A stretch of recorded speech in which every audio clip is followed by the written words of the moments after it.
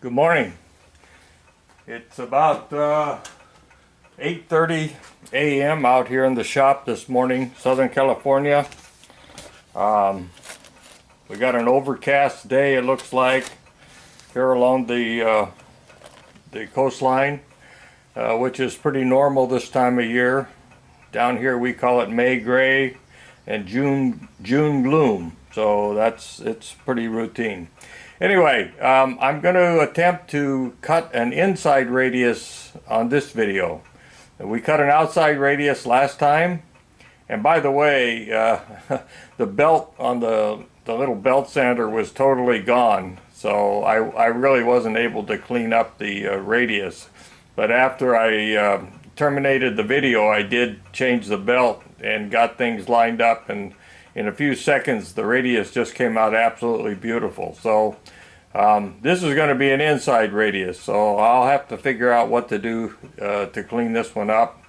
I've decided to make the cut a little bit longer, so that way we have a true inside radius rather than just do it at the edge of the block. So I'm going back in twice the distance of the radius with the cut. So probably some of this video we're going to fast forward through it, and maybe I'll even turn the camera off and on from time to time.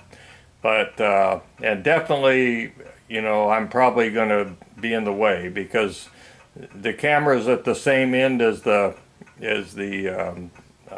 hand crank for the cross slide, so I have to reach over to move the cross slide back each pass. So my arm is probably going to be in the way for sure. Anyway, I'm going to continue on. I've made a couple passes, and just to see what happens here. I could probably go with a little rounder point on the cutting tool bit, but we're going to use what we got and then just clean it up afterwards. We may just have to go with a round file. I don't know. We'll see what it takes to clean it up. Anyway, I'm going to proceed now, and so let's get going. And so here we go. I'll turn the camera around here so I can see what I'm doing.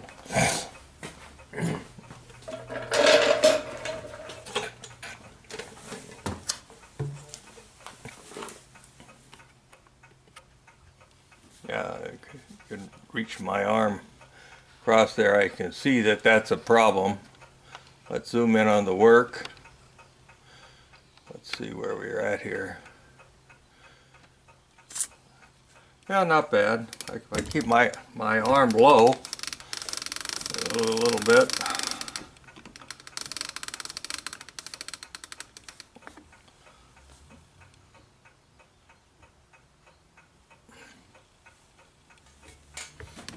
Okay, here we go. We're going to cut air here for a few minutes because I was taking a deeper cut before. But I've decided that shallow cut is better. It's less cleanup work at the end. I could take a cut 3 times this deep with no problem at all. But I think for cleanup purposes, the little steps are going to clean up much easier with a shallower cut. The steps are going to be less, right? So I don't have any good light here, unfortunately. I have overhead light, but it's hard for me to see my line at the end of each cut. So I'm trying to, I have a torch here I'm going to try to use to try to see where I'm going at the end here.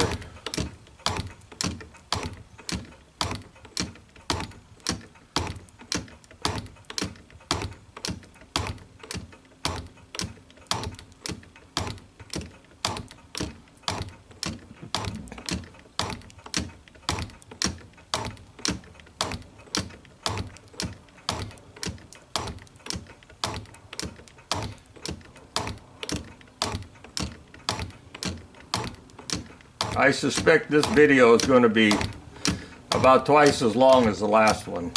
That's my guess.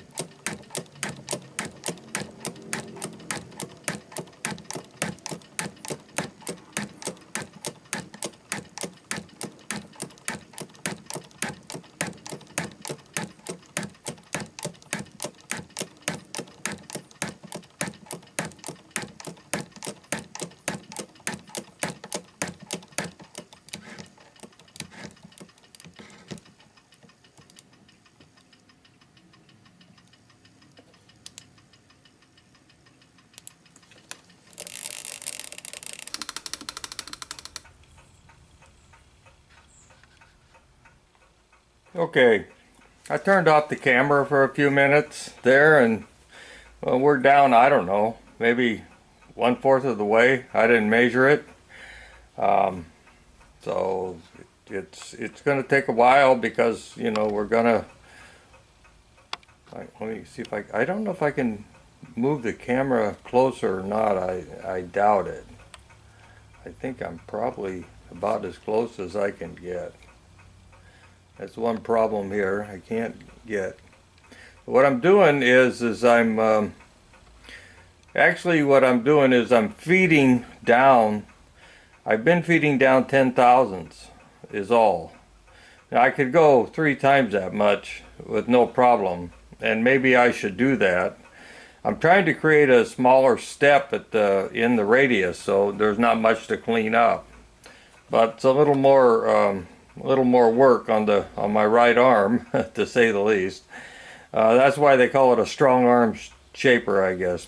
Anyway, so what I'm going to do, my automatic feed is I've got the star wheel that's in there is pushing it ahead a little over 8 thousandths of an inch. So basically we're cutting the, you know, 45 degrees, right? We got an equal radius.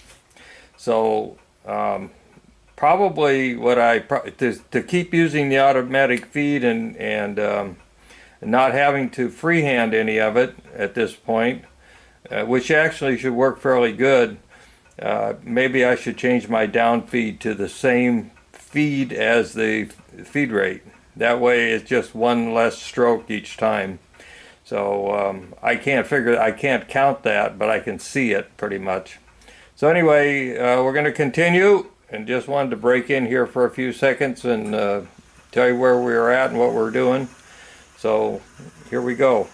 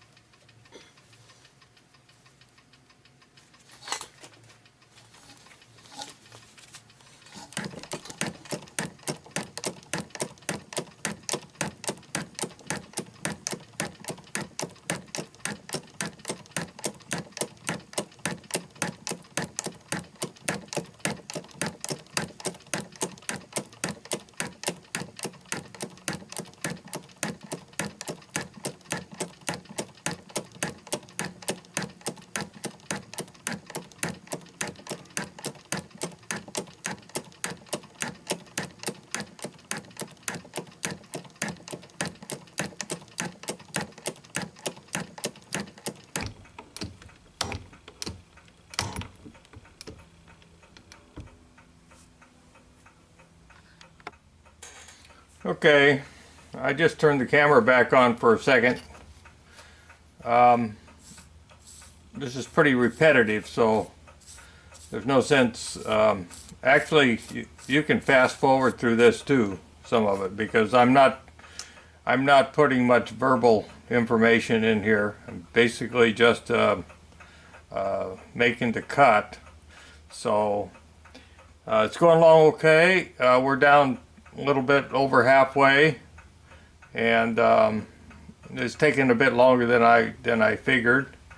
I can see I'm looking at my line here.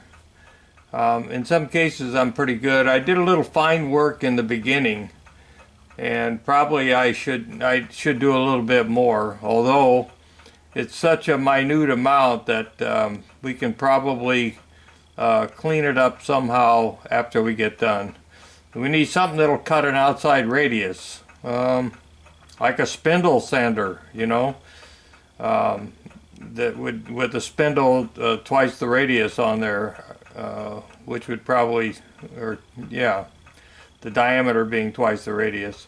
So anyway, I'm going to continue on and try to get down to the bottom here, and I'll bring you back a couple times during the process. So hopefully you can see that. I guess I could move the camera angle a little bit, but the cut looks pretty straight. But actually, according to the line, it's not. It's staying within the line though.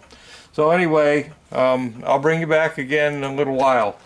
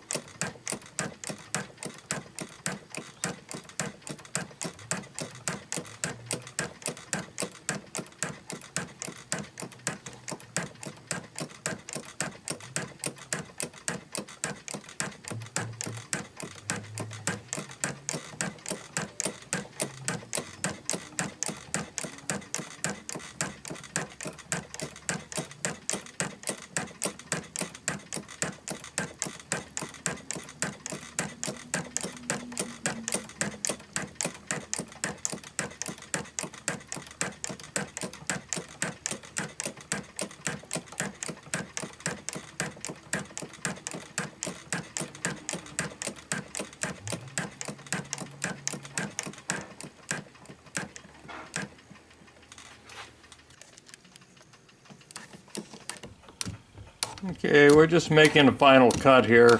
We're just taking off 1/1000, very little. I've checked it with the depth micrometer. We're right on the money as far as depth is concerned. I think the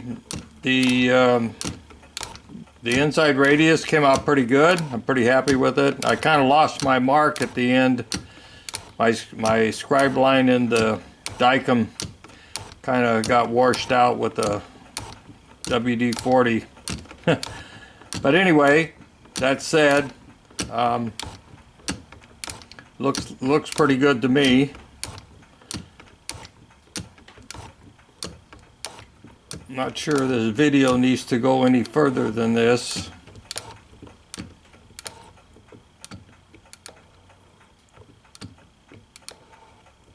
Right down to the nitty-gritty here. There we go. Well, looks pretty good. So I guess the next step, I got a way to clean it up, but I think actually it looks pretty good. I tried to freehand it at the top in the beginning of the process, but I decided that wasn't a good idea. So, you know, also during the process, you know, I realized, and of course I knew it to begin with, that you know, we had a lot of material to remove. We could have removed it a lot easier. So instead of just stepping down with a very shallow depth of cut, I could have taken out this initial material much easier than that. Well, I see my parallels are stuck there. So let's see, let me get around here so I can take a look at the camera, see what's going on.